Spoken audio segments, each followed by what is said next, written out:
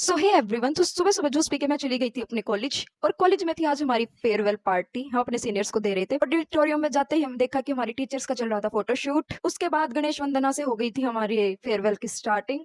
फिर आई कुछ back to back solo performances and group performances. उसके बाद फिर हम स्टार्ट हो गई थी हमारे रैंप वॉक, जहाँ एक से बढ़ के एक देखने रैंप वॉक हमें देखने को मिली। और साथ ही साथ था कुछ टास्क, यहाँ पे हमारी टीचर कर रही थी डांस बच्चे के साथ। उसके बाद फिर से आई थी कुछ group performances and solo performances. फिर यहाँ चल रहा था इनकी रैंप वॉक एंडिंग। उसके बाद यहाँ एक लड़की ने गाया सुंदर सा गाना जो उन्होंने हमारे टीचर्स को डेडिकेट किया था। ये थी हमारी एक सीनियर। उसके बाद हम यहाँ खा रहे थे खाना, और साथ के साथ यहाँ चल रहा था एक गेम म्यूजिकल चेयर जो हमारे सीनियर्स खेल रहे थे। उसके बाद ये टाइम था रिजल्ट्स का, और हमें हमारा मिस फेयरवेल मिल चुकी थी। उसके बाद उनका हुआ फोटोशूट, और फिर आ गई थी मैं अपने घर। और घर आने के बाद मम्मी ने बना रखा था यहाँ हलवा, और फिर से हो गई थी मैं तैयार, क्योंकि मैं जाना था एक फंक्शन में कुआ पूजन के। तो रेडी होके यहाँ हम सब चले पड़े थे कुआ पूजने के लिए। तो यहाँ स्टार्ट हो चुका था महिला मंडल का डांस। उसके बाद भाभी जी चली गई थी अंदर, क्योंकि उनके यहाँ पूजना था कुआ। जब सब डांस कर रहे हैं तो हम क्यों पीछे रहे। उसके बाद हमने भी किया थोड़ा डांस। फिर भाभी भी आ चुकी थी कुआ पूज के। तो फिर उसके बाद भाभी जी ने अपने सर से ये इंडी को जो भी बोलते हैं ये दे दी थी दूसरी भाभी को, क्योंकि अभी भाभी को आना था अपनी फॉर्म में करना था डांस। उसके बाद जब महिला मंडल आ गया तो पुरुष मंडली हमारी पीछे क्यों रहे। उसके बाद हुआ पुरुष मंडली का जबरदस्त डांस। फिर वापस आ गई थी मैं अपने घर।